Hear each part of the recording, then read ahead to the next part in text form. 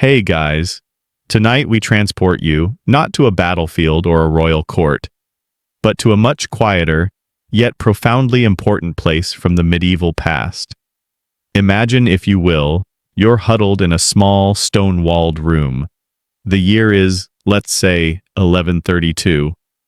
Outside, the wind howls like a hungry wolf, a sound that seems to seep right through the thick, unforgiving walls of the abbey.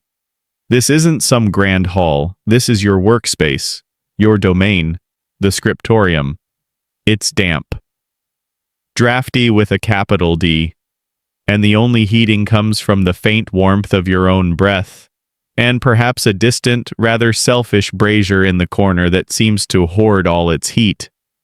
You know, surviving the common cold back then, with remedies like, roasted puppy fat, was probably more of an achievement than completing the manuscript you're currently working on. Forget slaying dragons. You probably won't survive this basic medieval Tuesday without a good dose of luck and a surprisingly robust immune system. So, before you get comfortable in your comparatively luxurious surroundings, take a moment to like the video and subscribe, but only if you genuinely enjoy what I do here.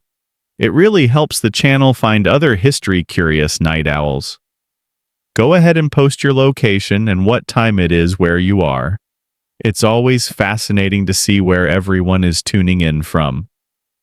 Now, dim the lights, maybe turn on a fan for that soft background hum, and let's ease into tonight's journey together. The air in your little stone nook smells faintly of old animal skins, beeswax from the single flickering candle on your slanted desk, and the metallic tang of your ink.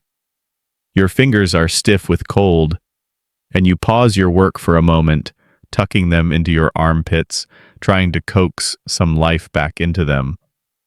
You're a scribe, a guardian of words, a conduit for knowledge in an age where books are rarer than a king's honest tax collector. This little room, the scriptorium, is one of many such cells in this wing of the monastery, a veritable hive of quiet industry. Monastic scriptoria were for centuries the main centers of book production and learning in Europe, preserving not just sacred texts but also classical literature that might otherwise have been lost to the ages. Each precisely formed letter you painstakingly create is a tiny monument against the encroaching darkness of forgetting. Your current task is a copy of Boethius's Consolation of Philosophy, a noble work, full of wisdom, but today your mind isn't entirely on Boethius's Stoic reflections. Instead, a gnawing anxiety is beginning to form a cold knot in your stomach, a knot that rivals the chill in your bones. You glance to your left at the small, precious stack of prepared sheepskin parchment. It's luminous, creamy, almost alive beneath your fingertips when it's fresh and ready. But the stack, your carefully hoarded supply, is dwindling. It's alarmingly, terrifyingly low. Each folio represents hours of someone else's labor, even before it reaches your desk. And the thought of running out mid-sentence, mid-chapter, mid-existential crisis of Boethius? Well, it's unthinkable. You dip your quill, a carefully sharpened goose feather, into the inkpot, a little horn container filled with a mix of oak galls, iron salts, and gum arabic. The scratching sound it makes on the parchment is usually a comforting rhythm, the soundtrack to your quiet life. Today, it sounds a bit like a countdown. Brother Thomas, the monastery's librarian and the keeper of supplies, had a worried frown when you'd last requested a new batch of skins. The shipments from the tanner are slower than usual, he'd muttered, avoiding your gaze, which is never a good sign from Brother Thomas. Slow shipments could mean anything: disease in the flocks, trouble on the roads, or perhaps the tanner simply decided to become a jester for a change of pace. Less backbreaking work, probably better applause. You try to make your script smaller, your lines tighter, cramming more onto each precious surface. It's a delicate balance. Too small and it becomes illegible, an insult to the text, too large, and you're wasting a resource more valuable than spices from the East. Historians still argue whether the primary motivation for often unheeded scriptoria was purely fire prevention to protect these valuable manuscripts, or if it simply reflected the general austerity and asceticism expected of monastic life.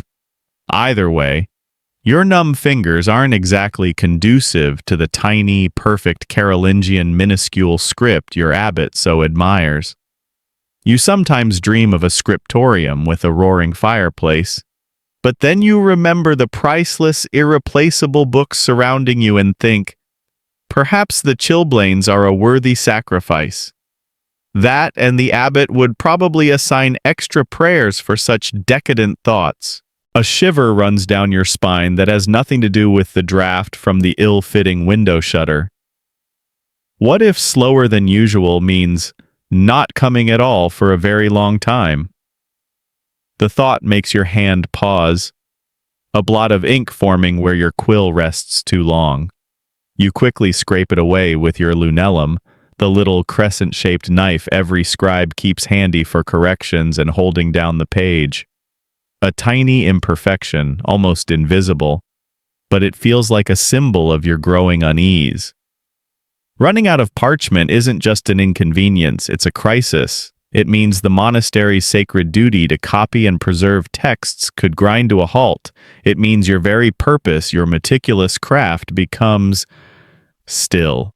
You remember seeing in older manuscripts scribes who would write little pleas or even curses in the margins to deter theft or damage. Things like, "May whoever steals this book be cooked in a frying pan," which, while delightfully vindictive, probably didn't do much to increase the parchment supply. You try to focus back on Boethius. "Nothing is miserable unless you think it so," he writes. Easy for him to say, you think wryly. He probably wasn't facing a parchment famine with a perpetually cold derriere from sitting on a hard wooden stool that offered all the ergonomic support of a particularly pointy rock. Perhaps this is your philosophical trial, the consolation of depleted writing material. The abbot expects this copy finished by Pentecost. Deadlines, even in the 12th century, have a particularly sharp set of teeth. The silence of the scriptorium presses in, usually a welcome friend. Now it feels like a watchful presence, waiting to see what you'll do when the last creamy sheet is filled with your elegant, careful script and there's simply no more. Your gaze drifts back to that dwindling pile. The top sheet looks so smooth, so inviting, yet also so final. The faint scent of lye and chalk from its preparation, a scent you usually love, now carries a hint of panic. What, oh what, will you and your fellow scribes turn to when the sheep simply haven't been cooperative enough? The thought is a dark cloud, and it's settling right over your cold, hunched shoulders. You pick up a fresh, unused sheet of parchment from your meager stack, feeling its distinct texture. It's smooth, yes, but with a subtle grain, a faint resilience that paper, centuries later, would try and mostly fail to replicate. This isn't just any surface, it's a testament to painstaking, often quite smelly labor. To truly understand the impending crisis of its scarcity, you need to appreciate why parchment was the undisputed king of writing materials in your world, and the arduous journey it took from a bleeding sheep in a muddy field to the pristine folio on your desk. This wasn't something you could just nip down to the medieval equivalent of Staples for. Oh no. Acquiring parchment was an investment, a commitment, an entire supply chain involving shepherds, butchers, tanners, and finally, the parchment makers or percaminarii themselves. Let's start with the animal. While the term parchment can technically refer to any animal skin prepared for writing, the finest quality, often called vellum, came from young calves. Sheepskin was common, goatskin too, and sometimes even deer or pig, though the latter was often deemed too coarse for delicate illumination work. For your current Boethius manuscript, you're likely working with good quality sheepskin. Imagine the process. First, the animal is slaughtered, a necessary, if unglamorous, start. The butcher then flays it, carefully removing the skin. This fresh, raw hide is then transported, often quite quickly to avoid putrefaction, to the tanner or the parchment maker. Sometimes, especially in larger monastic establishments with their own flocks, these processes might be partially integrated, but often it involved outside specialists. You wrinkle your nose remembering the last time a particularly ripe cart of hides passed by the scriptorium on its way to the specialist workshop near the river. The monks had to burn extra incense that day just to tolerate complaint. Once at the workshop, the real transformation begins. The hide is first soaked in water, often a running stream, for a day or two to clean off dirt and blood. Then comes the deherring. The skin is submerged in a lime bath, a solution of calcium hydroxide, for several days, sometimes even weeks. This caustic solution loosened the hair and epidermis, which were then painstakingly scraped off with a curved, blunt knife. You've seen the parchment makers at work, their arms slick with the milky, alkaline slurry, the air thick with the ammonia-like stench. It's hard physical labor, and you offer a silent prayer of thanks that your talents lie with the quill, not the fleshing knife. One wrong move with that scraper, too deep a gouge, and a valuable skin could be ruined, or at least relegated to a lower grade, perhaps suitable for bookbinding, but not for the smooth, uninterrupted flow of sacred text. After the deherring, the skin, now called a pelt, is thoroughly washed again to remove all traces of the lime. Then, and this is crucial for differentiating parchment from leather, the pelt is stretched taut on a wooden frame, a hearse. Think of a large embroidery hoop, but much, much sturdier. Cords are attached to the edges of the skin and then to pegs on the frame, allowing the tension to be adjusted. As the skin dries under this tension, it reorganizes its collagen fibers, creating that characteristic thin, opaque, and relatively stable surface that is so receptive to ink. Historians still argue whether the specific techniques for stretching and scraping were universally standardized or varied significantly based on local traditions and desired parchment quality. You know that the parchment from the Italian monasteries often feels subtly different from the thicker, more robust skins sometimes supplied from northern England. While stretched on the frame, the skin is repeatedly scraped with the sharp crescent-shaped knife, the lunellum, much like your own smaller version, but built for heavy-duty work. This process, known as scudding and finishing, thins the skin to the desired thickness, smooths its surface, and removes any remaining flesh or fat. The parchment maker works meticulously, switching between the flesh side and the hair side. You can always tell the difference. The hair side, where the follicles once were, is often slightly rougher or yellower, while the flesh side is typically whiter and smoother. In better quality manuscripts, scribes like you would often try to arrange pages so that hair side faced hair side and flesh side faced flesh side when the book was open, for aesthetic consistency. A little detail known as Gregory's Rule, after Pope Gregory the Great, though whether he actually decreed it is, of course, a matter for the scholars to endlessly nibble on. It's just one of those finicky things that separates a truly professional job from something knocked out by a part-timer, like that brother Cuthbert who always smudged his versals. Finally, the dried and scraped skin is often dusted with chalk or pumice powder and rubbed vigorously to further smooth and whiten it, making it more receptive to ink. Once cut from the frame, it becomes a folio, ready to be folded and prepared for your quill.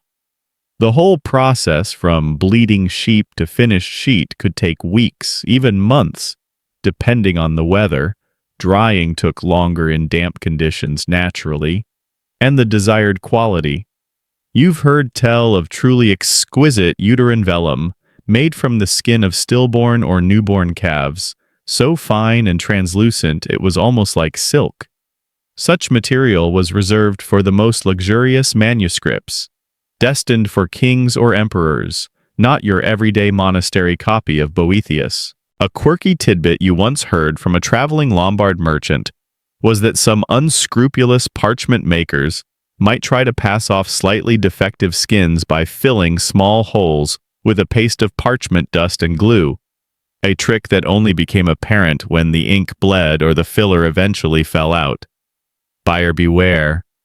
Even in the parchment trade, so as you look at your dwindling stack, you understand that each sheet isn't just a surface.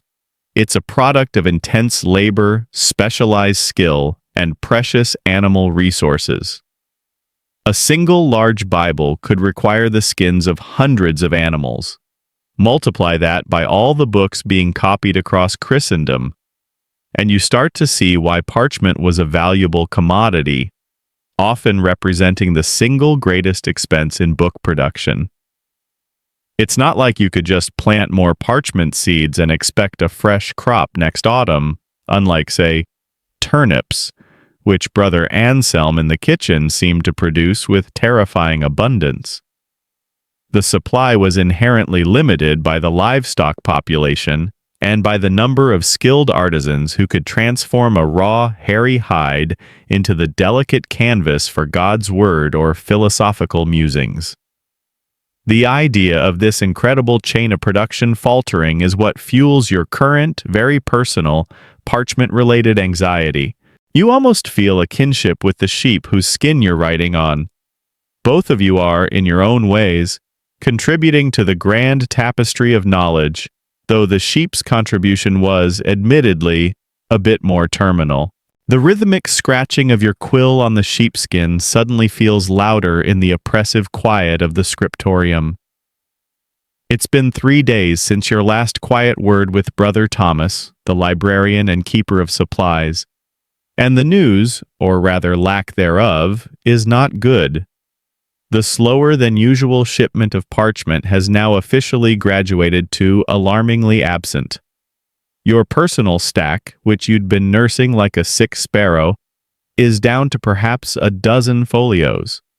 Enough for a few more pages of Boethius if you're careful, if you shrink your already compressed script to a near microscopic level. But the dread that was a mere knot in your stomach earlier is now a cold, heavy stone sinking you down. This isn't just a personal problem anymore. It's rapidly becoming a scriptorium-wide crisis. You can feel it in the air, in the hushed whispers between your fellow scribes when the sub-prior isn't within earshot. Brother Michael, in the alcove next to yours, actually sighed audibly yesterday, a sound so laden with despair it made you jump and nearly ruin an intricate capital coup. You risk a glance around. Brother Philip, normally a cheerful soul who hums plainsong under his breath, often slightly off-key, a minor trial for you all, is staring blankly at his half-finished copy of the Psalms, his quill resting limply in his inkpot.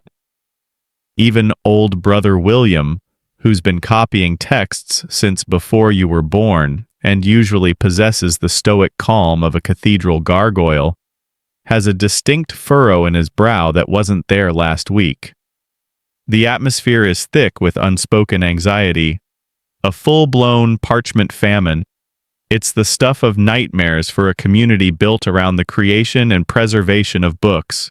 Without parchment, your primary purpose falters. You can pray, you can chant, you can tend the herb garden, but the vital work of transcribing scripture, theology, and classical wisdom, the lifeblood of the monastery's intellectual and spiritual mission, faces a suffocating bottleneck.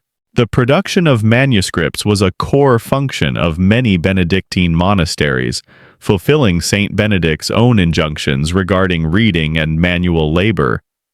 Not having the raw materials was like telling a blacksmith he had to forge swords without iron. Perhaps they could all take up competitive whittling? Not quite the same gravitas. The abbot, a stern man named Alcuin, though not that Alcuin of Charlemagne fame, is not known for his patience with worldly impediments. He expects results. He expects his library to grow. He expects the word of God to be disseminated through the diligent hands of his scribes. You can almost hear his future sermon on the matter, peppered with Latin pronouncements about sloth and inefficiency, even if the fault lies with distant tanners or troubled trade routes. It's a chilling prospect.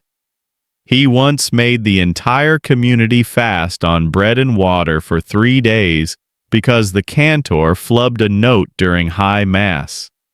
A parchment shortage would be considered a far graver lapse. Your mind starts to race, desperately trying to conjure solutions. Could you write smaller? You're already practically engraving the words. Could you use wider margins? Sacrilege? The carefully prescribed layout of a manuscript page, with its balanced columns and harmonious white space, is not to be trifled with. You recall a quirky instruction you once saw in a guide for scribes, suggesting that if a single word remained at the end of a paragraph and didn't quite fit, one could draw a little decorative line filler, sometimes shaped like a vine or even a tiny dragon, to avoid the unsightly dangling word. Useful for minor spacing issues, but hardly a solution to a catastrophic lack of entire folios. The current problem requires more than a whimsical squiggle. You begin to mentally triage the remaining work in the scriptorium. Urgent commissions from the bishop must take priority, of course. The new lectionary for the main altar, definitely. Brother Stephen's painstaking work on the illuminated Book of Hours for the visiting duchess? That might have to go on hold, much to his artistic chagrin. Your Boethius? Increasingly looking like a nice-to-have rather than an essential. A wave of frustration washes over you. You've grown quite fond of Boethius's calm rationality, a welcome counterpoint to some of the more fire and brimstone texts you've had to copy. Historians still argue whether scribes were typically allowed any personal choice in the texts they copied, or if assignments were handed down strictly by the armarius, librarian, or abbot. You suspect it was mostly the latter, though perhaps a particularly skilled illuminator might get some say if a patron specifically requested their style. You, a humble copyist, largely take what you're given. And what you're given right now is a severe case of impending resource starvation. The most immediate and perhaps most obvious recourse would be to try and source parchment from elsewhere. Brother Thomas has probably already dispatched a nervous novice on the monastery's most reliable mule to the nearest town, or even to a rival abbey to inquire about purchasing or bartering for spare skins. But parchment isn't something easily bought off the shelf. Monasteries often had long-standing arrangements with specific suppliers, and if your supply is cut off, it's likely others in the region are facing similar difficulties. A drought affecting grazing lands, an outbreak of murrain in the sheep flocks, or even just a particularly harsh winter could decimate the raw material at its source. The delicate web of medieval commerce, so reliant on good weather and peaceful roads, could be easily disrupted. Remember that one winter when the river Ouse froze solid for 2 months? Nothing moved, no barges, no traders, and the price of everything from grain to, well, parchment probably skyrocketed in other regions, if they could get it at all. So, what happens if the inquiries yield nothing? What if the answer from neighboring towns and abbeys is a regretful shake of the head and a sympathetic murmur of, "We're feeling the pinch too, brother"? The silence in the scriptorium is no longer just quiet, it's pregnant with this awful possibility. The scraping of your quill sounds almost defiant now, a small act of rebellion against the encroaching blankness. But defiance alone won't create more sheepskin. You feel a sudden, desperate urge to go down to the kitchens and see if there are any unusually large meat bones. thinking perhaps you could boil them down and somehow press them into a writing surface. A foolish thought, born of desperation. You are a man of letters, not an alchemist trying to turn beef femurs into folios. Though at this point, a little bit of alchemy wouldn't go amiss. The other scribes are starting to stretch their work, engaging in prolonged thinking breaks, or spending an inordinate amount of time resharpening perfectly good quills. Anything to avoid confronting the terrifyingly blank space that awaits when the last prepared skin is used up. The unspoken question hangs heavy. What will we write on then? The parchment situation has officially gone from bad to worse. Brother Thomas returned yesterday, his face a mask of weary defeat. No luck. The neighboring town's usual supplier had diverted his entire stock to a wealthy merchant guild in York, who apparently had a sudden urgent need for a vast number of new charters. Typical. Money talks, or in this case, money buys up all the decent sheepskin, leaving monastic scholars high and dry. The rival abbey to the south? Their own scriptorium was on reduced rations, a virulent sheep sickness having decimated their local flocks last autumn. The abbot's mood, predictably, has darkened considerably, and the whole monastery is treading on eggshells, a phrase that feels uncomfortably close to the fragility of your remaining writing supplies. Your stack of parchment is now down to a terrifying 3 folios. 3. The end of Boethius's wisdom is in sight, but not in the way you'd hoped. Your quill hovers over the surface, the weight of each letter now feeling immense. The pressure to be perfect, to waste not a single speck of this precious resource, is immense. One misplaced word, one tremor of the hand, and a whole section might need redoing on an even scarcer folio. No pressure, right? But humanity, especially when faced with a deadline and an irritable abbot, is resourceful. If the mountain of sheepskin will not come to the scribe, then the scribe must find an alternative, however temporary. And so, you find yourself turning to an old, familiar, if less prestigious friend, the wax tablet. Tucked away in a chest in the scriptorium, a collection of these unassuming objects is brought out. They consist of shallow wooden frames, often hinged together like a modern book in pairs, a diptych, or trios, a triptych, filled with a layer of darkened beeswax. You pick one up. It's heavier than parchment, cooler to the touch. The wax, usually blackened with soot or charcoal to make the lighter scratches more visible, is mostly smooth. Though scarred with the ghosts of previous writings, wax tablets had been in continuous use since Roman times, providing an easily erasable and reusable surface for notes, drafts, letters, school exercises, and even official documents of a less permanent nature. Cicero probably drafted his fiery orations against Catiline on just such a tablet, just as a young novice now uses one to practice his Latin declensions. Bless his struggling little cotton socks. You take your stylus, a pointed instrument usually made of metal, iron, bronze, or silver for the fancy ones, bone or ivory. One end is sharp for writing, the other is flattened or spatulate for smoothing over the wax to erase the text. Simple, effective, and most importantly, available. You place the tablet on your desk, the familiar slight give of the wax under your stylus a distinct change from the crisp resistance of parchment. The scratching sound is different too, softer, more of a whisper. You begin to draft the next few sentences of Boethius, the Latin flowing onto the dark surface as pale incised lines.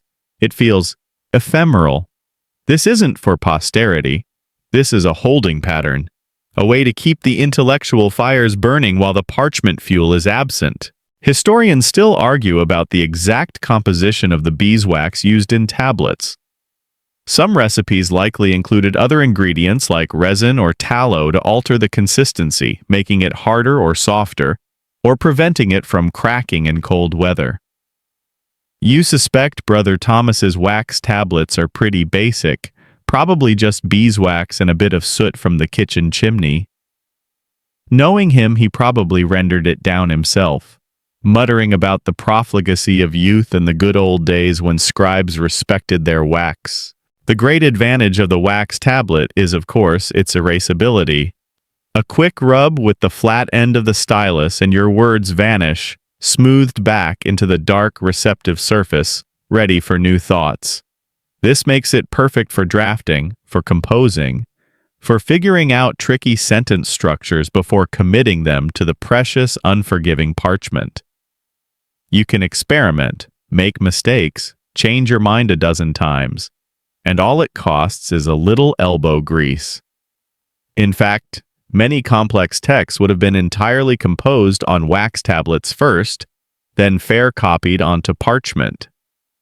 Think of it as the medieval equivalent of a rough draft on a word processor, with a very literal delete function. You recall a quirky anecdote about a Roman schoolboy whose angry father supposedly threatened to make him eat his wax tablet if he didn't improve his handwriting, a rather indigestible punishment, and one you hope Abbot Alcuin doesn't get wind of. Or he might apply it to some of the novices whose script resembles a spider's tea party. So, for now, the scriptorium is filled with the quiet scratching of styluses on wax. It's a temporary reprieve. Brother Michael is meticulously drafting his sermons. Brother Philip is working out the musical notation for a new chant. Even Brother William, with a sigh of resignation, has pulled out a large, ancient-looking polyptych, a set of many tablets hinged together, and is beginning to outline his commentary on the Rule of Saint Benedict. But everyone knows this is just a stopgap. Wax tablets are for the ephemeral, the preparatory. They are not for the creation of a permanent library. You can't illuminate a wax tablet with gold leaf and crushed lapis lazuli. You can't bind wax tablets into a grand codex to sit on the shelves for centuries. They are vulnerable to heat. Leave one too close to that selfish brazier and your words literally melt away. A well-placed thumb can smudge a whole paragraph into oblivion. They are also relatively small and bulky compared to the amount of text they can hold. To copy your entire Boethius onto wax tablets would require a veritable mountain of them, and you'd need a small cart to trundle them about. Still, for now, they allow work to continue. You manage to compose a significant chunk of the consolation, refining your phrasing, checking your Latin grammar, ensuring the flow is just right. The anxiety hasn't completely vanished, of course. The wax is a temporary comfort like a thin blanket on a freezing night. It offers a semblance of warmth, but you know the cold reality is still there, waiting. The ghost of the parchment famine still haunts the edges of the scriptorium, but at least your hands are busy, at least your mind is engaged. And as you smooth over a particularly awkward sentence about the fickle nature of Fortuna, you have to admit there's a certain satisfaction in this impermanence, a freedom that precious parchment with its weighty finality doesn't quite offer. You can almost hear Boethius were he looking over your shoulder, murmuring something wise about adapting to circumstances and the temporary nature of all earthly things, including, apparently, readily available sheepskin. While the wax tablets are serving their purpose for drafting and temporary notes, keeping your minds in quills, or rather styluses, from complete idleness, they aren't the only non-parchment option lurking in the dusty corners of monastic memory and resourcefulness. The scriptorium's current predicament, this alarming lack of fresh sheepskin, forces you and your brothers to cast your net wider, to consider materials that, while even less prestigious than wax, might still serve a purpose in a pinch. Your gaze falls upon a stack of thin, unassuming wooden boards tucked away under a less frequented workbench. These aren't the substantial frames of the wax tablets, but something altogether simpler, flatter, and older. You find yourself reaching for one, running your fingers over its surprisingly smooth, pale surface. It's likely beech or birch, carefully planed. These are wooden writing tablets, sometimes called lignelli or simply boards, and they represent one of the most ancient forms of writing surfaces, predating even papyrus in some cultures. Think of the Vindolanda tablets, those incredible wafer-thin slices of wood discovered near Hadrian's Wall, covered in the everyday correspondence of Roman soldiers. These tablets, written in ink, offer an intimate glimpse into Roman frontier life, detailing everything from requests for more beer to descriptions of the Britanculi, Little Brits. While your monastery in 1132 isn't quite the Roman frontier, the principle remains. Wood, if properly prepared, can indeed hold ink. The surface needs to be smooth, of course.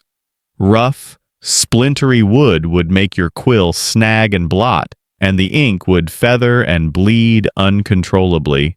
So these boards have been carefully selected, seasoned, and smoothed, perhaps even treated with a thin layer of gesso or a similar primer in some cases, though the ones you're looking at seem to be bare wood, chosen for their naturally fine grain.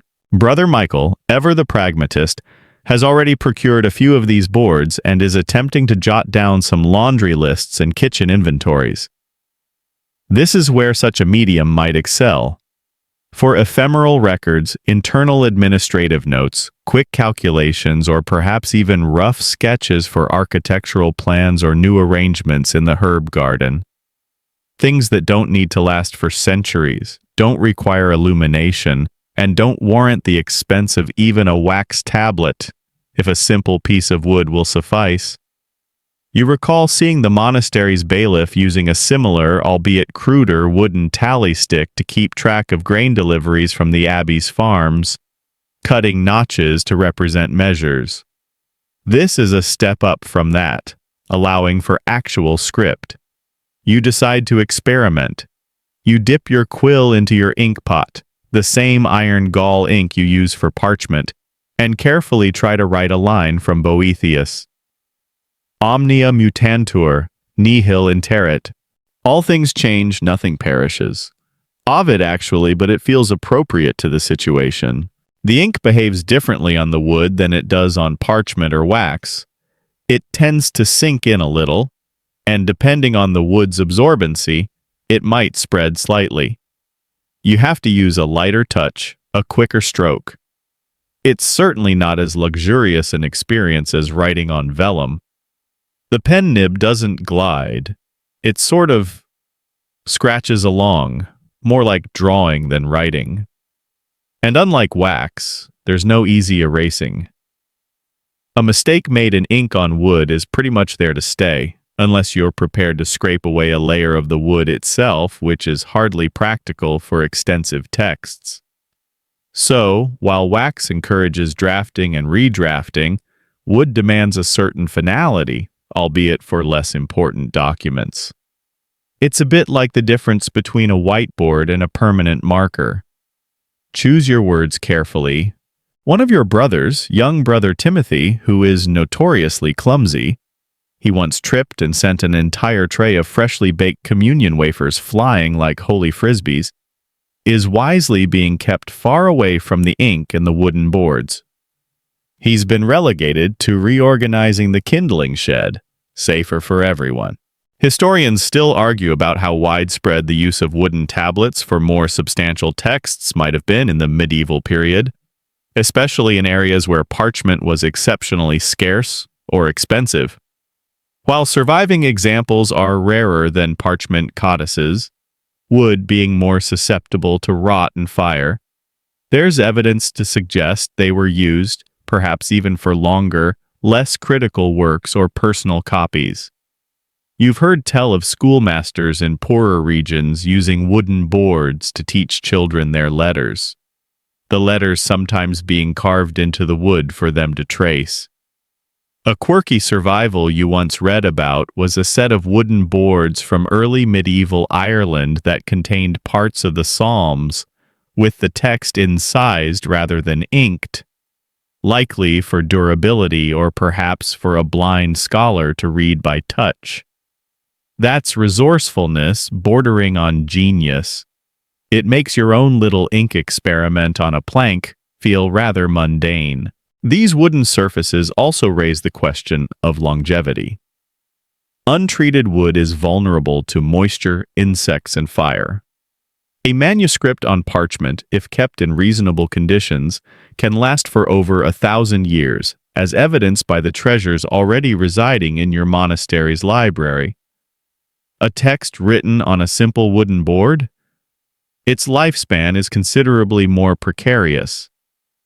Unless it's somehow preserved, buried in an anaerobic bog like some ancient finds or kept in exceptionally dry conditions, it's destined for a much shorter existence. So, while Brother Michael can happily record that the kitchen needs more onions and fewer parsnips, a sentiment you wholeheartedly endorse on his bit of beechwood, it's unlikely his grocery list will be studied by scholars in the 21st century. Though, given the price of onions lately, perhaps it should be. For your own high-minded Boethius, wood is clearly not the answer for the final product, but perhaps for rough chapter outlines, or for making notes on particularly complex philosophical arguments before committing them to the remaining precious parchment or the erasable wax. It might have a role. It's about layering your resources, eking out every possibility. Every sheet of parchment saved by using wood for a lesser task is a small victory. You look around the scriptorium. A few more monks are now tentatively trying out the wooden boards. There's a sense of hesitant adaptation, of making do. The grandeur of the illuminated manuscript feels very far away right now. Instead, it's an age of humble planks and careful scratches, a testament to the fundamental human need to record and communicate, even when the finest materials are out of reach. You make a mental note to ask Brother Thomas if there are any particularly smooth offcuts from the recent repairs to the choir stalls. Waste not, want not, especially when you are facing a crisis that even Lady Philosophy might find vexing. The wooden boards, while useful for certain jottings, and the wax tablets, indispensable for drafting, still haven't solved the core problem of producing more permanent, if not necessarily archival, texts. Your reserves of parchment are now critically low. You're down to your very last folio for Boethius, a fact that makes your stomach churn every time you think about it. The pressure to make every stroke perfect on this final sheet is almost unbearable. The search for alternatives has therefore become even more urgent, sending you and your brothers deeper into the scriptoriums and, indeed, the monastery's less glamorous supply cupboards. And that's where you encounter the next candidate, slate. In a corner, perhaps brought in from the small school where novices are taught their rudimentary letters and numbers, you find a stack of thin, dark gray roofing slates. Not the thick, rough-hewn ones used for the abbey roof itself, but flatter, smoother pieces, some clearly shaped and framed with simple wood for easier handling.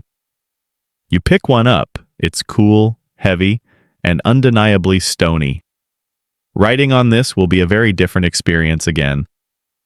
For this, you don't use ink or a metal stylus meant for wax. Instead, you need a harder, lighter-colored piece of stone or chalk. A slate pencil, essentially.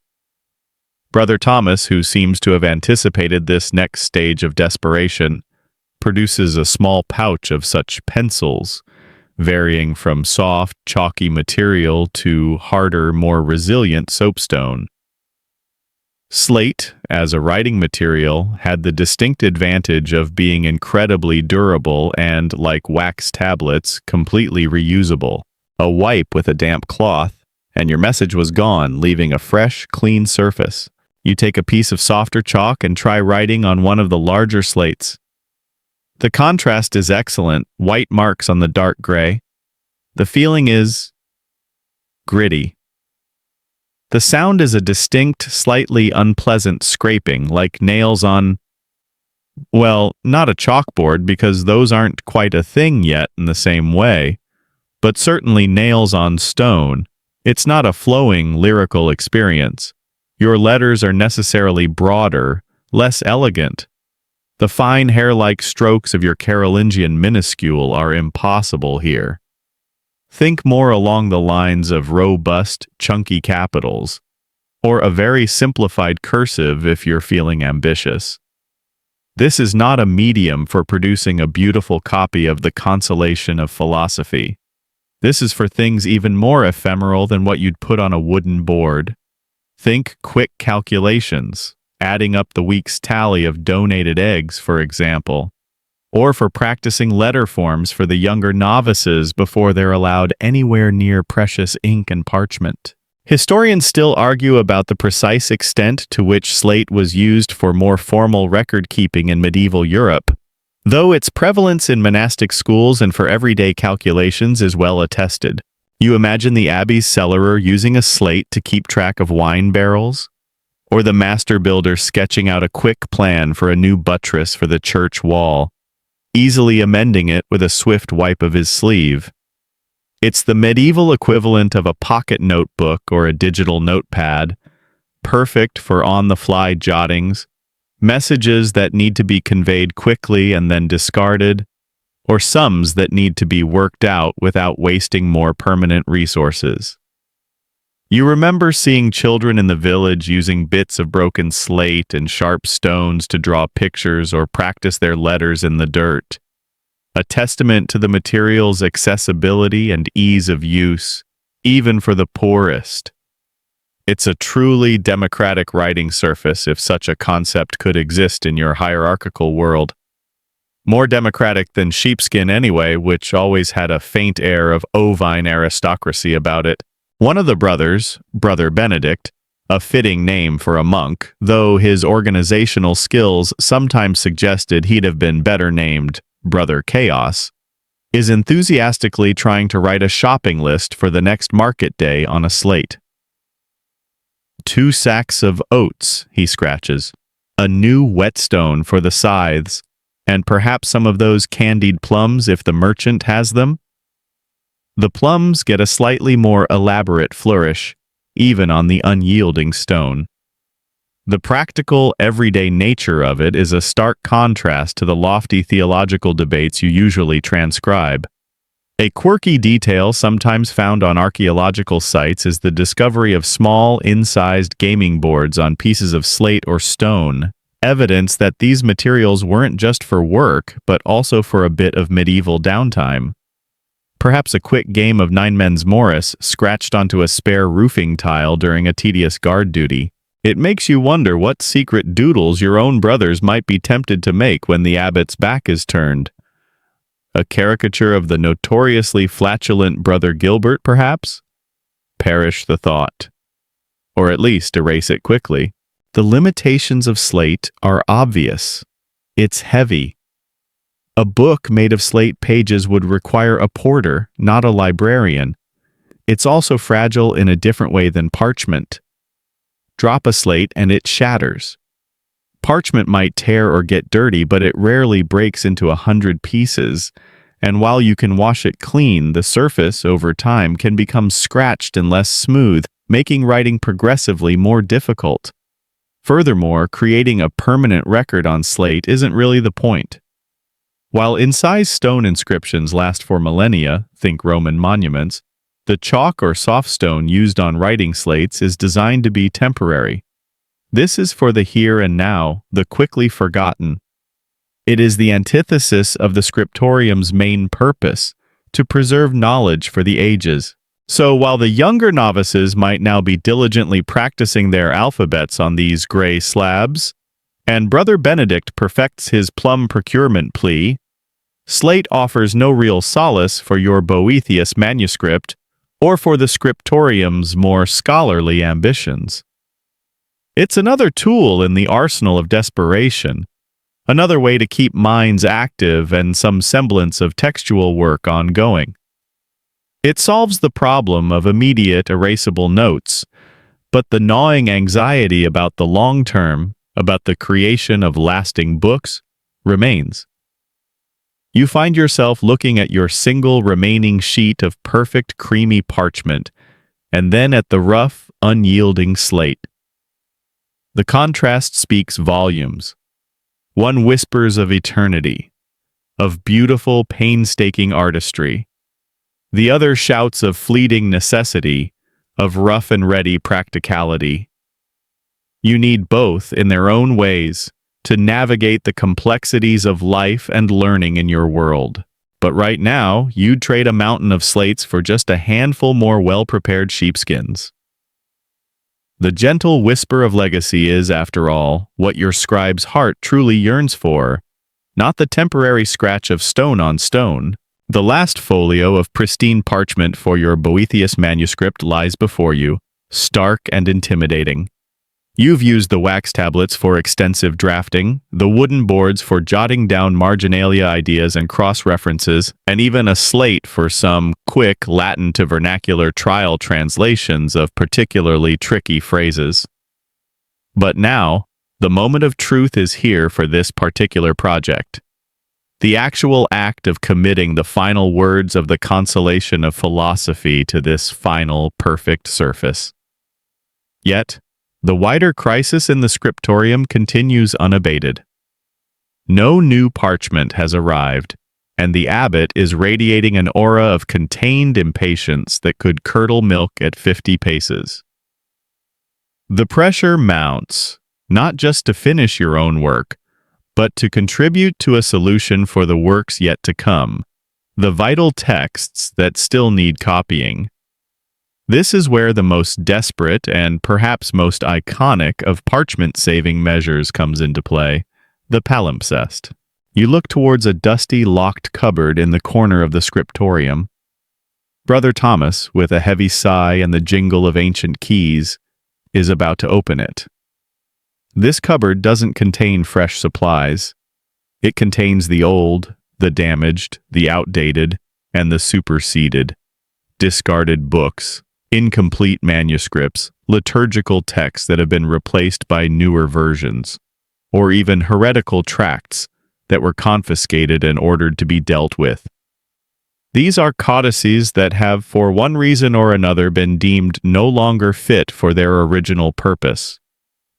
But their parchment, the actual physical material of their pages, is still potentially valuable, especially now. The idea is simple, yet laborious. You take an old manuscript, carefully unbind its pages, and then you scrape away the existing ink to create a new writing surface. This resulting manuscript, with its ghostly traces of an earlier text lurking beneath the new one, is known as a palimpsest. From the Greek palimpsestos, meaning scraped again, Brother Thomas hauls out a thick, rather battered-looking volume. Its cover is warped, its clasps broken. He opens it carefully. The script inside is an older style, a cramped and somewhat clumsy uncial, perhaps from the 7th or 8th century. The text appears to be a collection of sermons, deemed less important now than, say, a new copy of Augustine or Jerome. The process of transformation begins. First, the individual folios are separated. Then comes the washing and scraping. The existing iron gall ink, which has bitten into the parchment surface over centuries, isn't easily removed. Scribes would use milk, oat bran, or even mild abrasives like pumice powder mixed with some liquid to try and lift the old ink. Then, with a carefully wielded lunellum or a similar scraping tool, they would meticulously, painstakingly scrape away the old writing, layer by layer, trying to remove the ink without overly damaging the parchment itself, without making it too thin or rough. You've tried it once, on a small fragment. It's incredibly slow, delicate work. Scrape too hard, and you create a hole. Scrape unevenly, and the new surface will be a nightmare to write on. Historians still argue about the exact recipes and methods used for washing the ink, as some surviving palimpsests show evidence of chemical treatments that seem to have bleached or lightened the old script before scraping. You've heard whispers of using concoctions involving citrus juice or even fermented barley, though such methods could also weaken the parchment significantly. It's a trade-off, a cleaner surface versus the integrity of the material. Once scraped and dried, the parchment is then often re-prepared, perhaps rubbed with chalk or pounce to make it more receptive to the new ink. The resulting surface is rarely as pristine as virgin parchment. It often bears faint shadows, discolorations, and a slightly roughened texture from its previous life. The ghosts of the scriptio inferior, the lower earlier writing, are seldom entirely exorcised. Sometimes they are quite visible, creating a ghostly duet with the scriptio superior, the newer text written on top. One of the most famous palimpsests, the Archimedes palimpsest, for example, revealed lost works of the great Greek mathematician hidden beneath a 13th century prayer book, discovered only with modern imaging techniques. What forgotten treasures, you wonder, might be lurking beneath the tired sermons in the volume Brother Thomas just unearthed? Perhaps a lost play by Sophocles, or maybe just a particularly bad batch of theological arguments. One can dream. Your fellow scribes gather around, a mixture of hope and trepidation on their faces. This is a time-consuming, labor-intensive solution. Preparing a single folio of palimpsest could take longer than writing on a fresh one, but needs must when the devil, or in this case the parchment shortage, drives. A quirky and rather sad aspect of palimpsesting is that it often led to the destruction of older, sometimes unique texts simply because the scribe of the later period deemed the content less valuable or the script too archaic. Fashion in texts and scripts changed, much like fashion in tunics. You still think woad blue is a classic, despite the prior's preference for dull brown. Who knows what literary or historical gems were scraped away to make room for yet another copy of a popular saint's life. A few of the younger, more energetic monks are tasked with the initial unbinding and rough cleaning. Then the more experienced hands, those with the patience of saints and the delicate touch of a brain surgeon, if brain surgeons existed and weren't just barbers with particularly sharp knives, will undertake the scraping. You watch Brother Michael, his brow furrowed in concentration, begin to gently work on a page from the old sermon book. The scraping sound is soft, rhythmic, a world away from the scratch of stylus on slate. It's a kind of reverse archaeology, carefully removing one layer of history to make way for another. There's a strange melancholy to it, watching these ancient words slowly fade under the gentle pressure of the knife.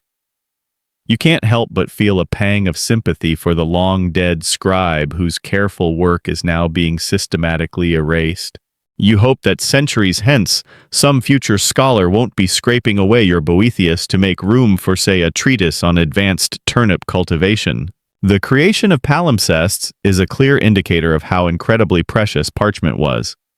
It wasn't just recycled, it was reincarnated. The effort involved speaks volumes about the desperation of your current situation.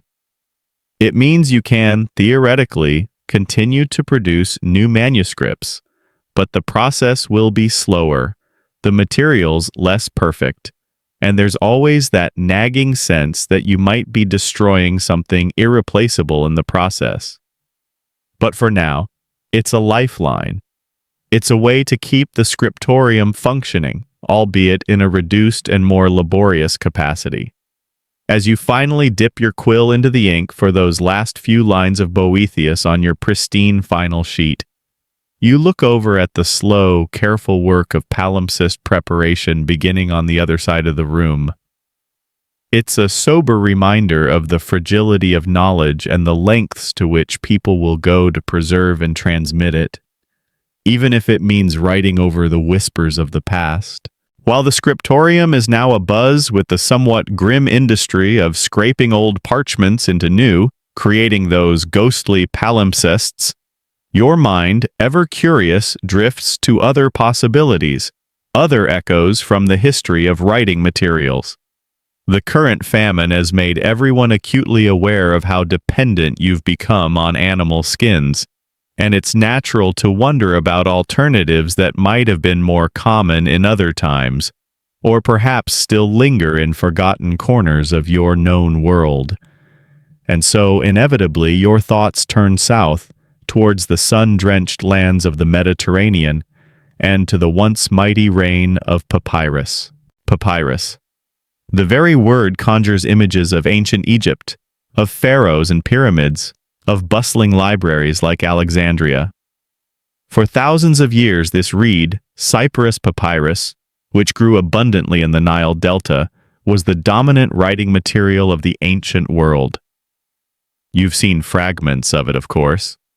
Perhaps your monastery library even possesses a few very old scrolls or codex fragments made from this exotic substance, relics from a bygone era or trade with distant lands. You pick up a mental image. It's lighter than parchment, more brittle, with a distinctive crisscross pattern of fibers.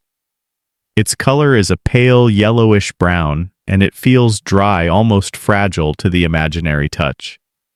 You try to picture the process of its creation, something you've only read about in older texts, or heard described by the occasional traveler who ventured far south. The preparation of papyrus, unlike the animal-heavy process for parchment, was a botanical art. The tall, triangular stalks of the papyrus reed were harvested, the outer green rind peeled away to reveal the inner pith. This pith was then sliced into thin strips, as long and wide as possible. These strips were laid side by side on a hard, flat surface, slightly overlapping. A second layer of strips was then laid on top, perpendicular to the first, creating a kind of fibrous mesh. This double layer was then moistened with water, the natural glutinous sap of the plant itself often being enough to act as an adhesive, and pressed, hammered and pressed again, probably for several days. The pressure fused the strips together, and as it dried in the sun, it formed a single, relatively smooth sheet. Multiple sheets could then be joined together with a starch-based paste to form long scrolls, sometimes many meters in length, which was the standard book form in the classical world. The codex, your familiar book format with folded pages, only became more popular in the later Roman Empire, partly because it was more economical with the writing material and easier to navigate. So why isn't your scriptorium simply switching to papyrus production? If only it were that simple. Firstly, Cyperus papyrus doesn't grow in the damp, cool climate of northern Europe. Its cultivation is specific to hot, swampy regions like Egypt and, to a lesser extent, Sicily or Palestine. So for you, it would always be an imported commodity, subject to the same trade disruptions and costs as, say, spices or silk. Secondly, while papyrus was excellent for scrolls and served the ancient world admirably, it has certain disadvantages compared to parchment, especially for the kind of heavy-duty, long-lasting codices your scriptorium produces. Papyrus is more susceptible to moisture and humidity than parchment. In damp climates like yours, it can easily rot, decay, or become home to a veritable menagerie of manuscript-munching insects. A bookworm in a papyrus scroll isn't just a cute name. It's a culinary catastrophe. You imagine trying to archive papyrus scrolls in your already chilly, occasionally damp library. It would be a conservator's nightmare, if conservators were a thing yet. Beyond Brother Thomas occasionally swatting at silverfish with a rolled-up piece of problematic exegesis. Furthermore, papyrus is generally less robust than parchment. It can become brittle with age and is prone to cracking or fraying, especially along the lines where it was folded if used in a codex. While you can write on both sides of a papyrus sheet, opistography, the verso, the side with horizontal fibers, was generally rougher and less pleasant to write on than the recto, vertical fibers. Parchment, on the other hand, while having a distinct hair and flesh side, offers two generally good writing surfaces and is far more forgiving of vigorous scraping for corrections or even full palimpsesting. Try scraping a papyrus sheet too enthusiastically, and you're likely to end up with a hole or a shredded mess. Historians still argue about the exact timeline and reasons for parchment's eventual triumph over papyrus in Europe. Was it parchment's superior durability, its suitability for the codex form, the decline of papyrus cultivation in Egypt after the Arab conquest, or a combination of these and other factors? It's a complex historical shift. By your time in the 12th century, papyrus use in Europe is largely residual, mostly confined to certain papal chanceries for official documents out of long tradition, or found in older library collections from Italy and other Mediterranean-adjacent regions.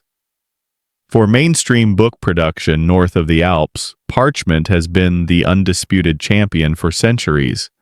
Still, the quirky persistence of some papyrus use, especially for things like papal bulls, which were often very long and still produced as scrolls, shows that old habits died hard, especially in venerable institutions like the Vatican. These were more symbolic uses, perhaps harking back to the authority of ancient Rome, rather than purely practical choices.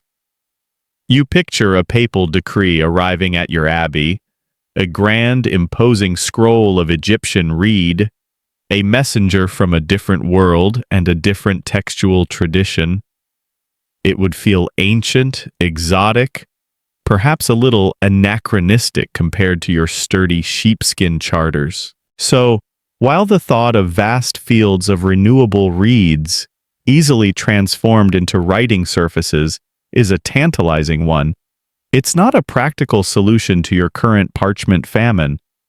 The infrastructure, the climate, the established craft traditions, everything in your world is geared towards animal skins. Importing papyrus in sufficient quantities to keep your scriptorium going would be a logistical and financial impossibility, even if the supply lines were magically open and efficient. But considering it is a useful mental exercise, it reminds you that parchment, for all its current scarcity, wasn't the only solution humanity devised for the vital task of recording its thoughts. It makes you appreciate the specific qualities of parchment even more. Its resilience, its luminosity, its suitability for the intricate illuminations that adorn your finest codices. You can't imagine trying to apply thick gesso and gold leaf to a delicate papyrus sheet without it cracking or tearing.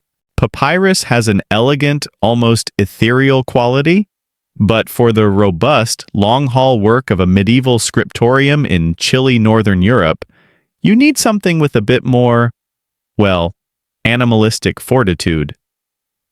The ghosts of Egyptian reeds sigh softly in the background of your mind, acknowledging their time has largely passed, at least in your chilly corner of the world. The scraping of old texts from salvaged parchments continues, a slow and dusty business that fills the scriptorium with the faint, unsettling scent of old ink and disturbed history. While this palimpsesting provides a trickle of usable material, it's hardly a sustainable solution. The abbot, having seen the minuscule output of new writing surfaces, is now alternating between grim silence and pointed inquiries about alternative strategies, which you suspect is monk speak for, "Find me something to write on, or there will be extra matins for a month." It's in this atmosphere of mounting pressure and diminishing sheepskins that a new whisper starts to circulate, a rumor carried on the lips of traveling merchants or perhaps gleaned from a letter from a distant affiliate monastery. The slow, almost hesitant arrival of a truly novel substance from the East. True paper, You've heard tales of it, of course, this cloth parchment or carta bombacina, cotton paper, as it's sometimes confusingly called, even though it's not made from parchment or necessarily cotton in its earliest European forms. This material, unlike the reed-based papyrus or the animal skin parchment, is made from plant fibers, specifically from pulped rags of linen or hemp. The knowledge of papermaking, a Chinese invention from centuries earlier, had traveled slowly westward along the Silk Road, being adopted and adapted in the Islamic world, particularly in cities like Samarkand and Baghdad, which became major centers of paper production. The Battle of Talas River in 751 CE between the Tang dynasty and the Abbasid Caliphate is traditionally cited as a key moment when Chinese papermakers were supposedly captured and their craft began to spread more widely into the Islamic world. From there, it eventually made its way into Islamic Spain and Sicily, and from these footholds, it began its very gradual infiltration into Christian Europe. Imagine this: old linen rags, discarded shirts, worn-out coifs, threadbare altar cloths, the kind of stuff your monastery usually uses for cleaning or gives to the poor, are collected. These rags are then cleaned, soaked, and beaten relentlessly with water-powered hammers, or by hand into a wet, fibrous pulp. This slurry of cellulose fibers is then mixed with more water in a large vat. The papermaker dips a rectangular mold, which has a fine sieve-like screen, often made of woven wires or reeds, on its base into this vat. As they lift the mold, a thin layer of the watery pulp is caught on the screen. The water drains away, leaving behind a matted sheet of intertwined fibers. This wet sheet is then carefully transferred, couched, onto a piece of felt. Another felt is placed on top, then another freshly formed sheet of paper, then another felt, creating a stack called a post. This post is then put into a screw press to squeeze out more water. Finally, the individual damp sheets are separated from the felts and hung up in lofts to dry, much like laundry. Historians still debate the precise moment and location of the first paper mills in Christian Europe. While Spain, for example Zativa, around 1056 CE, had them relatively early under Islamic rule, Italy, for example Fabriano in the late 13th century, became a major center for paper that supplied much of Europe. By your time in 1132, paper is likely still a rarity north of the Alps, an expensive and somewhat suspect import. You try to picture this new material. It would be different from parchment, certainly. Thinner, perhaps, and more uniform in its texture, lacking the hair and flesh sides. It might also be less strong, more prone to tearing, especially if the rag quality was poor or the sizing. A coating of animal gelatin or starch applied to make it less absorbent and more suitable for ink was inadequate. You've heard that early paper sometimes had a distinctly fluffy or overly absorbent quality, causing ink to bleed or feather, a scribe's nightmare. Remember how Brother Cuthbert always managed to make his ink spread like a spilled potion even on good parchment?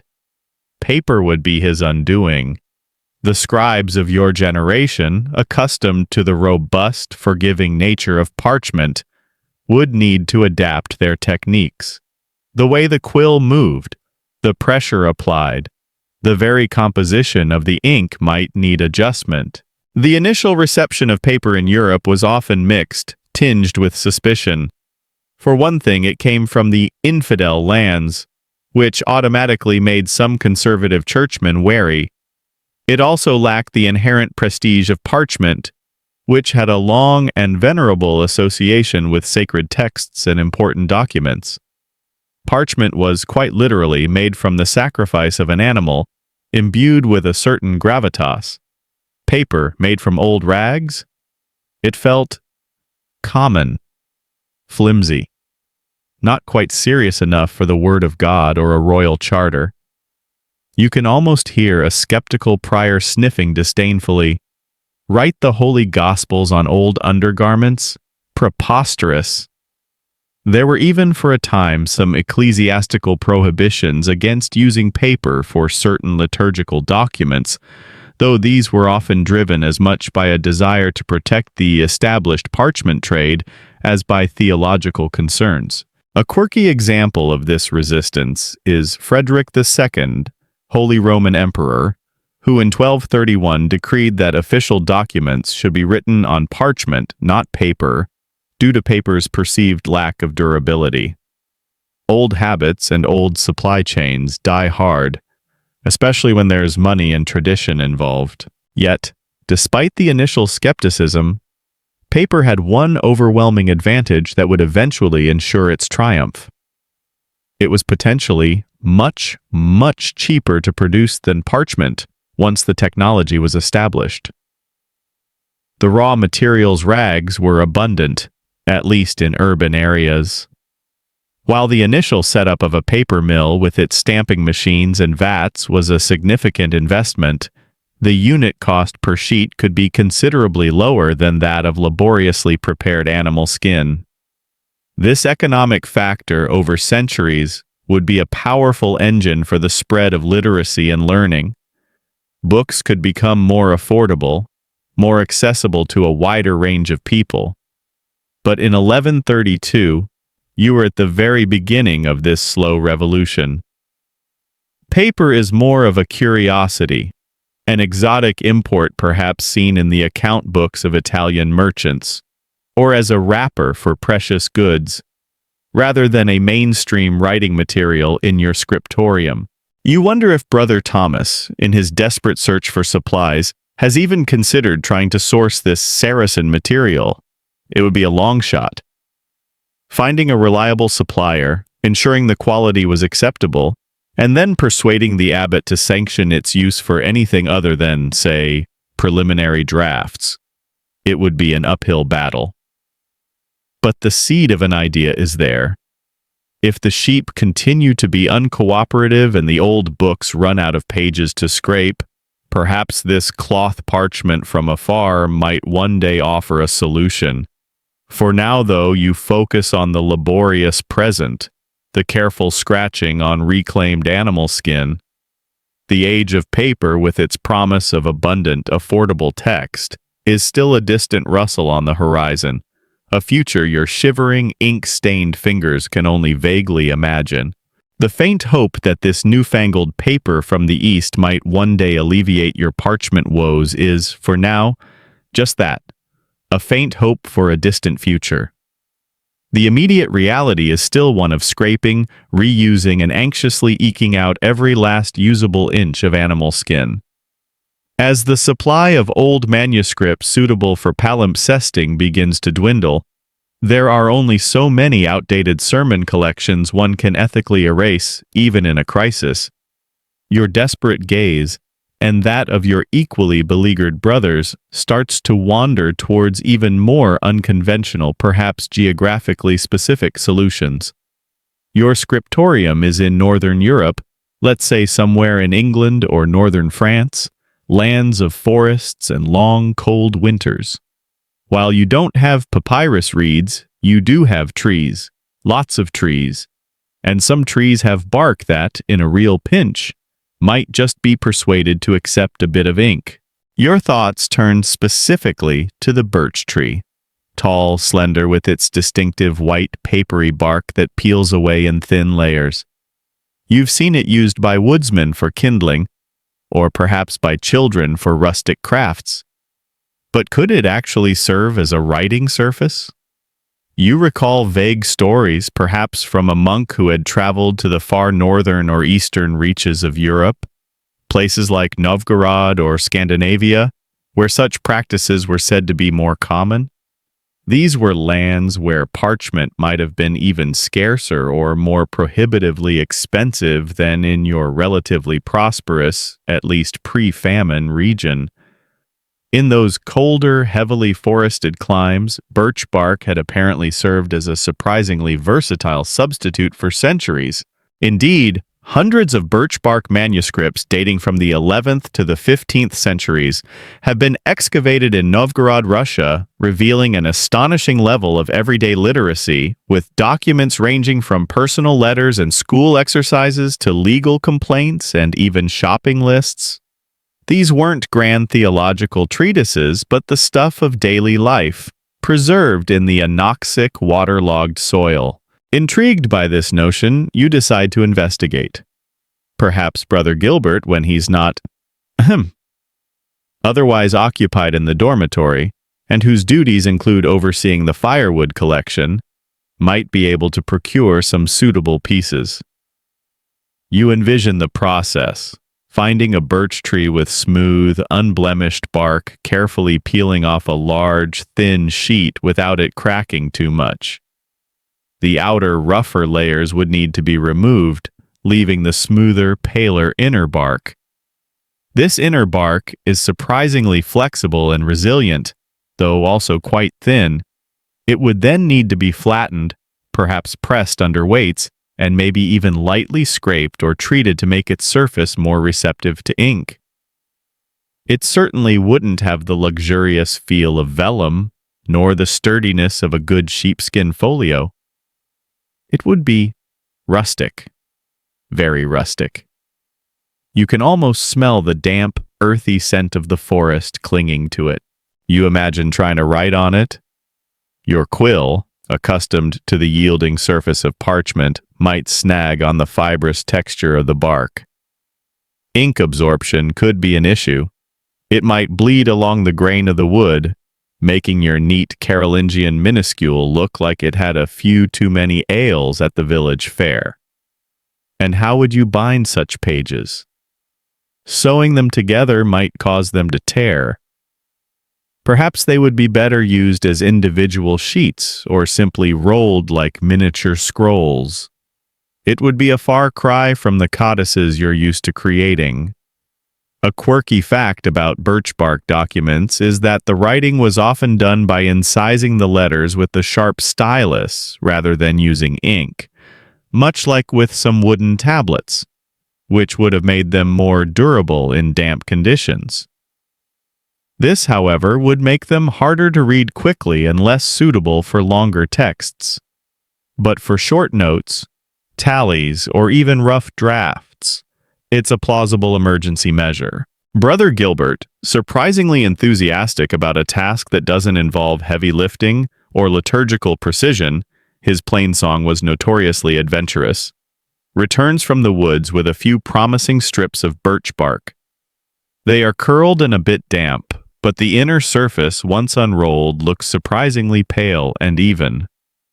You and a few other curious scribes gather around as Brother Thomas, ever the skeptic but willing to try anything at this point, attempts to prepare a piece. He carefully scrapes it with his lunellum, presses it under a heavy liturgical calendar, and after an hour or so declares it passable for a heathen sort of parchment. He dips a freshly cut reed pen, quills being deemed too good for this experiment, into some diluted ink and tries to write. The result is not entirely disastrous. The ink feathers a bit and the lines are thicker than usual, but the words are legible. Deo gratias, he writes. Thanks be to God. Though his tone suggests it's more of an exasperated plea than a joyful exclamation. Historians still debate how far south the regular use of birch bark as a writing material extended in Western Europe. While it was common in Eastern and Northern Europe, evidence in Britain or France is scarcer, suggesting it was likely a last resort or used for very informal purposes, if at all, in areas where parchment was the established norm. Its use would have been a clear sign of economic hardship or severe supply disruption, much like your current predicament. The very idea of presenting the abbot with a vital text copied onto flimsy sheets of tree bark is enough to give you palpitations. He would likely see it as a profound failure, a regression to barbarism. Are we monks or squirrels hoarding nuts and scribbling on trees? You can almost hear him thunder. So, while birch bark might offer a temporary, highly informal solution for, say, drafting a note to the stonemason about repairing the crumbling wall of the pigsty, or for a novice to practice his letters without wasting even a palimpsest fragment, it's not going to save your Boethius project, nor will it rescue the scriptorium's grand ambitions. It's another reminder of the natural world's potential offerings, but also of the refinements and advantages of your established technologies, however frustrating their current scarcity. It's one step up from writing on leaves, perhaps, but several rungs below even the roughest palimpsest. The forests around your abbey, which usually offer solace and a connection to God's creation, now seem to also whisper a subtle reproach. We can give you wood, we can give you bark, but we cannot give you sheep. The unique alchemy of animal husbandry, skilled craft, and monastic dedication that produces a truly fine manuscript remains elusive when the primary ingredient is missing. Your hands ache for the familiar feel of well-prepared skin, not the brittle exfoliation of a winter-stripped tree. The birch bark experiment, while a fascinating diversion into sylvan resourcefulness, has proven to be, as suspected, a non-starter for serious textual work. The abbot's withering glance when presented with a sample sheet inscribed with Gloria Patri, which looked more like a drunken spider's last will and testament due to ink bleed, was enough to ensure that particular avenue was closed, probably for good. The palimpsests are still being scraped, but the supply of truly expendable old books is finite, and the quality of the resulting writing surface is often depressingly subpar. The scriptorium's atmosphere is now one of quiet, grinding desperation. Every avenue, no matter how unpromising, is being mentally explored. And so your thoughts and those of your fellow monks inevitably turn to another ubiquitous material, something often overlooked in the context of writing surfaces, but present everywhere in your daily lives. Cloth, linen, wool, even humble hemp or nettlecloth. These fabrics are the stuff of your tunics, your undergarments, scratchy as they might be, the altar cloths, the hangings that try, mostly unsuccessfully, to keep out the drafts in the dormitories.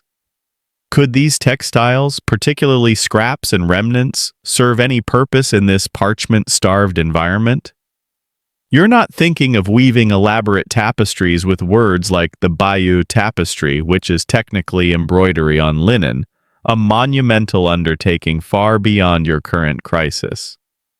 You're thinking smaller, humbler.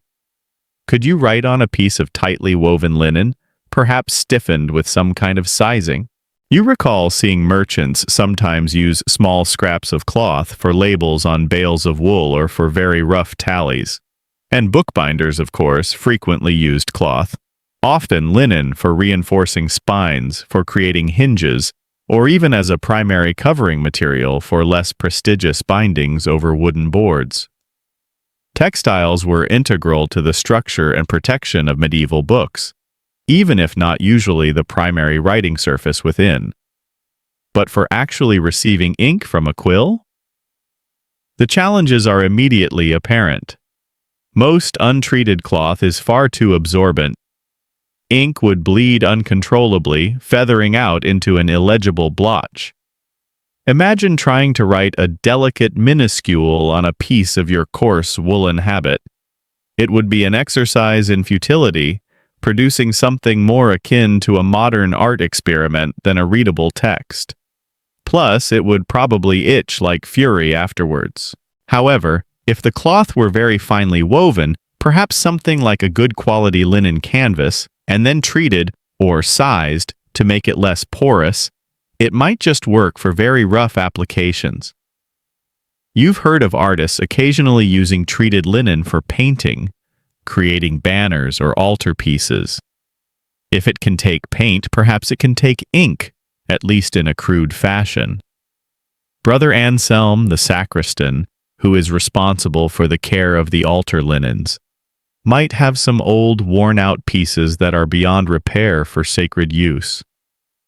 Perhaps some smooth, tightly woven fragments that could be experimented upon. You picture trying to stiffen a piece of linen with a thin paste of flour and water, or perhaps a weak solution of animal glue, then letting it dry stretched taut, hoping to create a surface that will resist the immediate suction of the ink. It feels like a long shot. Almost as much of a long shot as Brother Cuthbert ever mastering the subjunctive. Historians still debate the extent to which cloth was used as a direct writing surface for texts in medieval Europe, aside from specialized uses like labels or markings. While there are occasional references or surviving oddities, it never became a mainstream alternative to parchment, or even to wooden tablets for general writing. Its flexibility, while good for clothing, is a disadvantage for a writing surface that needs to lie flat and be easily handled in page form. It frays at the edges. It's difficult to write on both sides effectively, and preserving texts written on cloth fragments would present its own challenges. Still, needs must. Brother Anselm, after some rummaging and much muttering about the decline in linen quality these days. Not like the flax they grew in old Abbot Heribert's time, that was flax you could build a siege engine with. Produces a few squares of relatively smooth, if somewhat threadbare, old linen. The experiment begins. You try writing on an untreated piece first, just to confirm your suspicions. As expected, the ink spreads like a runaway stain. Your carefully formed A transforming into an amorphous blob that looks vaguely like a surprised amoeba. Clearly, sizing is essential. One of the younger monks who fancies himself a bit of an innovator, he once tried to improve the monastery's bread recipe by adding acorns, with predictably disastrous and tooth-chipping results. Volunteers to prepare some test pieces with various concoctions of glue and starch. The results are variable. One piece becomes as stiff as a board and cracks when you try to flex it. Another remains stubbornly absorbent. A third, treated with a very thin wash of gelatin, seems to offer a glimmer of hope. The ink still feathers slightly, but it's more controlled. You can form actual letters, albeit clumsy ones. It feels a bit like writing on very stiff, slightly uncooperative paper. A quirky application of writing on cloth can be seen in some early examples of messages in a bottle or secret communications, where a small, flexible piece of cloth might be more easily concealed than a rigid piece of parchment or wood. Probably not what the abbot has in mind for the next homily collection, however. It quickly becomes apparent that even if you could perfect the sizing, cloth is not going to be a practical solution for anything beyond the most rudimentary notes or labels. Perhaps a quick inventory list for the infirmary, or tags to identify sacks of herbs in the storehouse. Writing a whole book on these stiffened, unpredictable scraps? Unthinkable. The labor involved in preparing enough cloth to a barely usable state would be immense, and the resulting product would be fragile, inelegant, and difficult to read. You might as well try to teach the monastery cat to take dictation. The primary value of cloth in this crisis, you realize, will continue to be in its supporting role, for mending torn palimpsest pages with small linen patches, for reinforcing the bindings of these cobbled-together volumes, or perhaps even for creating simple bags or wraps to protect the more fragile, experimental writing surfaces you're being forced to consider. The dream of finding a readily available, cheap, and effective alternative to parchment within the monastery's existing resources is beginning to feel increasingly distant. Each failed or partially successful experiment with materials like birch bark or linen scraps only serves to highlight the remarkable qualities of good old sheepskin. Its durability, its perfect ink receptivity, its satisfying heft. You find yourself developing a newfound, almost devotional respect for the humble sheep and the smelly, laborious process that transforms its hide into the perfect canvas for words. For now, your tunics will remain clothing, not codices, and the altar cloths will continue to serve the sacred mysteries, not the desperate scribbles of ink-starved monks. The quest continues. The linen scraps, much like the birch bark before them, have been relegated to the category of interesting experiments with limited practical application. While useful for very specific minor tasks like making reinforcing tabs or perhaps a particularly desperate laundry list, they are no solution to the yawning void left by the absence of parchment. The scriptorium is now running on fumes, with the last few properly scraped palimpsest pages being hoarded like crown jewels for the most essential texts. The abbot's sermons are getting shorter, you notice, perhaps a pragmatic adaptation to the material shortage, or maybe he's just running out of things to be righteously indignant about. In this environment of extreme scarcity, even the most unlikely candidates for writing surfaces are being eyed with a new speculative intensity. And so, your attention and that of your fellow resource hunters turns to something truly ancient, something you might find discarded near the kitchens or tossed onto a rubbish heap.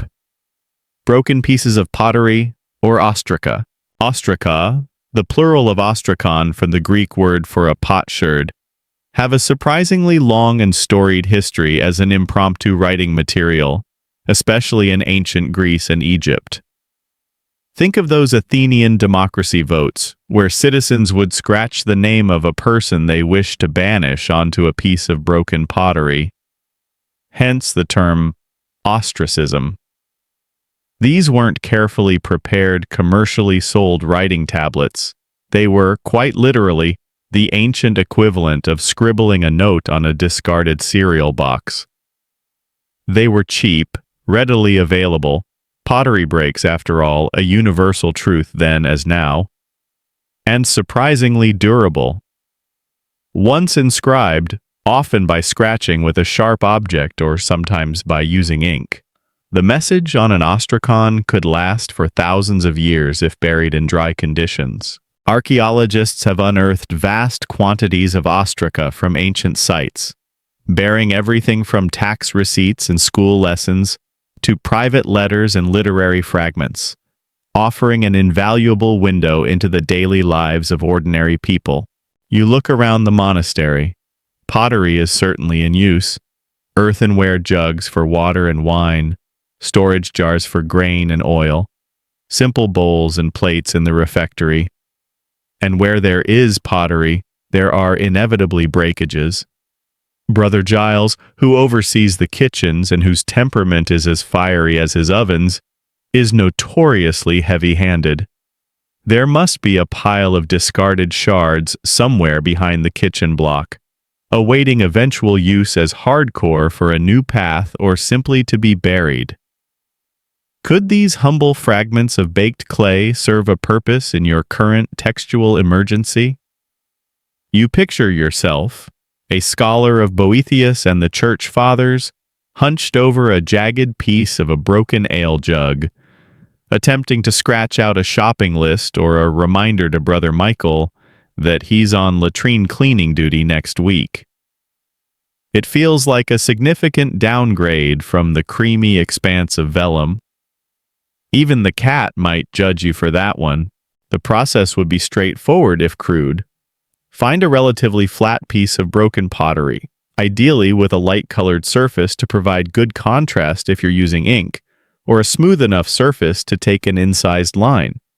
If using ink, you'd probably want to clean the sherd first. If incising, you'd need a sharp piece of metal or even a hard stone. Writing on a curved, rough surface would be challenging, your script likely becoming large, uneven, and more akin to graffiti than calligraphy. This isn't for lengthy texts. This is for the short, the immediate, the utterly ephemeral. Historians still find it fascinating how ostraca were used across different social strata in antiquity. While official scribes might use papyrus or wax tablets, a soldier, a student, or a tradesperson might readily reach for a potsherd for a quick note. It was the people's post-it note. You mentioned the idea to Brother Thomas, who is now so desperate he'd probably sanction writing on particularly smooth pebbles if he thought it would yield a legible verse. He nods slowly, a glimmer of, well, it's better than nothing, in his weary eyes. He dispatches a couple of the more robust novices, the ones less likely to injure themselves on sharp edges, to scavenge the kitchen middens. They return with a motley collection of pottery fragments, bits of red clay storage jars, shards of gray earthenware bowls, even a piece of a finer glazed jug, likely a casualty of one of Brother Giles's famous tempers. The variety of colors and textures is striking. It's like a geological survey of the monastery's crockery consumption habits. A quirky find in some Egyptian caches of ostraca are apparent doodles or practice sketches, suggesting that, just like students today with their notebooks, ancient learners used these cheap surfaces to hone their skills or simply to while away the time. Perhaps you'll find a caricature of the abbot scratched onto the back of a broken wine pitcher by a disgruntled novice. Now that would be a historical document worth preserving. A few of the monks try experimenting. Incising with a metal point proves difficult on the harder glazed surfaces, but works reasonably well on the softer unglazed earthenware. The lines are necessarily thick and a bit ragged. Ink, surprisingly, adheres better than expected to some of the cleaner, less porous shards, though it takes a while to dry and is prone to smudging. You attempt to write ora et labora, pray and work on a reddish shard. The result is legible, if not exactly aesthetically pleasing. It looks like something a Roman legionary might have scrawled on a bit of amphora while bored on guard duty. It's a world away from the elegant flow of your script on parchment. It makes birch bark look like deluxe stationery. The limitations are stark. You can't bind ostraca into a codex. You can't illuminate them. Carrying a book made of potsherds would require a wheelbarrow and probably a course in weightlifting. Their use is strictly for the most utilitarian and transient of messages: a tally of goods, a workman's instruction, a quickly jotted reminder. Perhaps the master mason should use them to leave notes for his apprentices, or the gardener to label his seed trays. But for copying the Psalms or preserving the wisdom of the ages? Absolutely not. The medium in this case very much dictates the message, and the message on a potsherd is inherently brief and earthy. Yet there's something profoundly human and humbling about the idea of using these broken pieces of everyday life to communicate. It strips writing down to its barest essence, a mark, a symbol, conveying meaning. It connects you to countless generations before who used similar means out of necessity or convenience. As you hold the shard with your crude ora et labora, you feel a momentary link to some anonymous Egyptian scribe jotting down a grain receipt 3,000 years ago. The materials change, empires rise and fall, but the fundamental human urge to record, to remember, to communicate endures. It's a small comfort, perhaps, in the face of your scriptorium's ongoing crisis, but it doesn't put any more usable folios on your desk. The quest for a true parchment substitute, or at least a miraculous reappearance of the genuine article, continues, even as you contemplate the literary potential of last week's broken soup bowl. The foray into metallic scriptures, while producing some undeniably permanent and very heavy iterations of the Lord's Prayer, has only underscored the desperation of your plight. Lead tablets are clearly not the answer to a scriptorium's daily needs, unless your scriptorium plans to double as a weightlifting gym. The abbot's patience is wearing thinner than a poorly scraped palimpsest. and his sermons now seem to subtly weave in references to unproductive fig trees and talents buried in the earth, which you all understand to be pointed commentary on the lack of new manuscripts.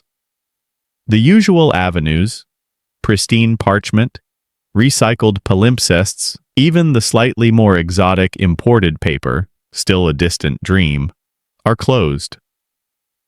Wax tablets, wooden boards, slates, bits of pottery, and even textiles have been explored and found wanting for serious, lengthy work.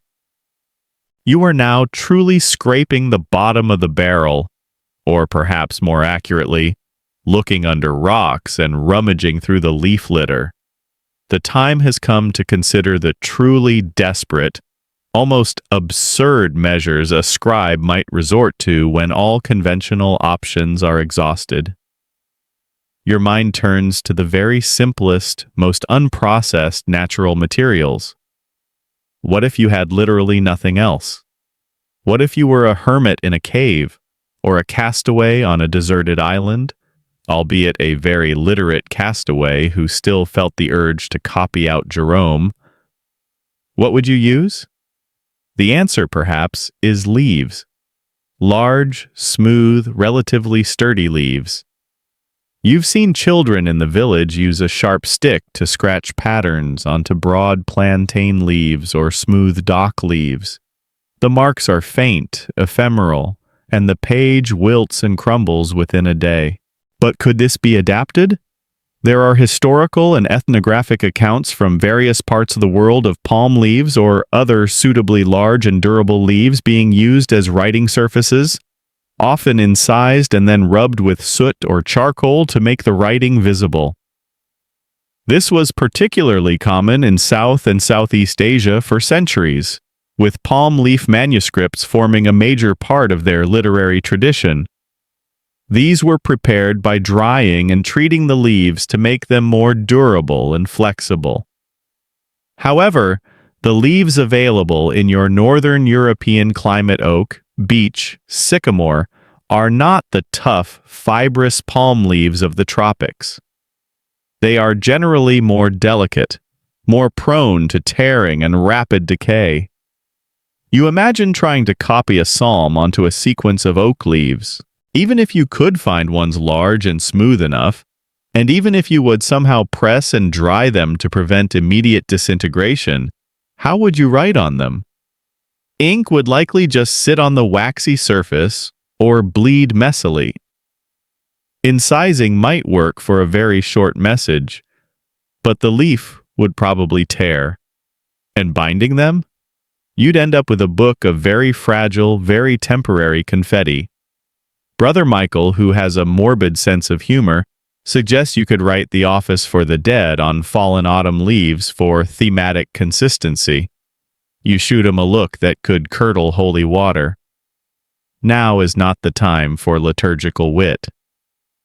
Then there's the notion of writing on smooth stones or pebbles. Unlike the deliberately shaped slates, these would be found objects. A particularly smooth, light-colored river stone might accept a crude marking with a piece of charcoal or a harder, darker stone. This is taking writing back to its absolute Stone Age origins. You can picture a very primitive tally mark, or perhaps a simple symbol. Historians still debate the extent and nature of markings on prehistoric pebbles and stones. Were they memory aids, ritual symbols, early forms of counting, or just ancient doodles? For your purposes, trying to write a coherent sentence from Boethius on a pebble seems, frankly, ludicrous. You'd need a whole beach to transcribe a single chapter, and reading it would involve a lot of awkward juggling.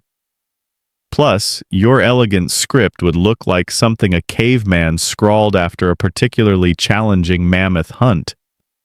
It's a testament to your desperation that such an idea even flits through your mind. Perhaps you could write very short proverbs on individual pebbles and leave them around the cloister garden for contemplative discovery. The early monk catches the slightly less stale bread? What about even more outlandish possibilities born of sheer ink-stained desperation? Could one write on dried fungus like those large, flat shelf fungi that grow on trees? Probably too brittle and uneven. On stretched and dried fish skin? Perhaps if you could stomach the smell and the decidedly unbookish texture. One of your brothers, who spends too much time staring out the scriptorium window, idly suggests trying to write on a cobweb heavily stiffened with something. He is immediately assigned 3 extra psalms to memorize as a penance for frivolous thinking during a crisis. The abbot does not appreciate cobweb-based solutions. These desperate measures highlight a fundamental truth. While the urge to record and communicate is universal, the practicality of doing so depends heavily on the available technology and resources. Parchment, for all its expense and laborious preparation, represented a pinnacle of writing surface technology for your era because it beautifully balanced durability, writability, flexibility, and lightness, compared to, say, lead plates or a collection of rocks. When that sophisticated option is removed, you're thrown back to much cruder, less efficient methods that severely limit what you can write, how much you can write, and how long it will last. A quirky tidbit related to using unconventional materials comes from stories of prisoners who, lacking paper and pen, used their own blood to write messages on scraps of cloth or even on walls. This is the ultimate desperate ink, born of extreme privation, and thankfully your monastic situation, while dire, hasn't quite reached that level of melodramatic suffering. Your ink pots are still mostly full of good iron gall, even if the surfaces to put it on are vanishing. As you survey the scriptorium, you see the signs of this desperation. Brother Philip is attempting to smooth a piece of rather unpromising-looking tree bark with a bit of sandstone. Brother Benedict is trying to decipher a smudged note written on a piece of badly sized linen. Brother Thomas is staring morosely at a very small, very grubby fragment of what might once have been high-quality vellum, clearly salvaged from a bookbinder's waste bin, wondering if it's large enough to contain even a single sentence. The energy and focus that usually characterizes the scriptorium have been replaced by a kind of make-do-and-mend weariness. It's a poignant scene. The guardians of knowledge, the skilled artisans of the written word, reduced to scavenging for scraps like textual magpies. Your training, your meticulous craft, your years of honing the perfect uncial or Carolingian minuscule, it all feels somewhat mocked by the recalcitrant and uncooperative nature of these ad hoc materials. You yearn for the simple, predictable luxury of a well-prepared sheepskin, a surface that collaborates with your quill rather than fights it every step of the way. The weeks, perhaps even months, have crawled by in a haze of makeshift solutions and mounting frustration. The scriptorium, once a beacon of quiet productivity, has become a laboratory of desperate invention. You've seen texts or fragments of texts attempted on almost every conceivable local material, from the surprisingly resilient birch bark, though still impractical for codices, to the utterly infuriating clumsiness of ink on ill-prepared cloth. You've witnessed Brother Bartholomew's monumental efforts with lead, resulting in a single, incredibly heavy page of scripture that now serves as a rather effective doorstop for the library. You've even seen Brother Michael try to use a particularly large, flat mushroom found in the woods, with predictably soggy and short-lived results that earned him a week of extra kitchen duties for frivolous mycology. The experiments with potsherds provided some outlet for truly ephemeral jottings, but were about as useful for copying Boethius as a sieve would be for carrying water. Palimpsesting, the most viable of the desperate measures, yielded a diminishing return as the supply of truly unwanted older books ran dry. And the quality of the twice-used parchment often made you weep for the virgin surface you once took for granted. Through it all, The ingenuity of your fellow scribes has been a strange, flickering light. Faced with near impossible constraints, they and you have adapted, innovated, and persevered in the fundamental human quest to record and transmit knowledge. The elegant flow of Carolingian minuscule might have been compromised, transformed into a cramped utilitarian script on a less than ideal surface, but the words themselves, the sacred texts, the philosophical arguments, the historical accounts, still found a way to be set down. It makes you reflect on the scribes throughout history, in even more challenging circumstances, who found ways to keep the light of learning alive. Perhaps they used charred sticks on cave walls, or painstakingly incised symbols onto bone or tortoise shells. The impulse to make a mark, to communicate across time and space, is deeply ingrained in the human spirit, a testament to our need for connection and continuity.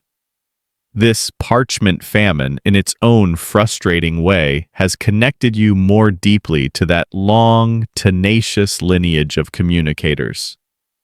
Then, one day, almost anticlimactically, a heavily laden cart trundles into the monastery courtyard.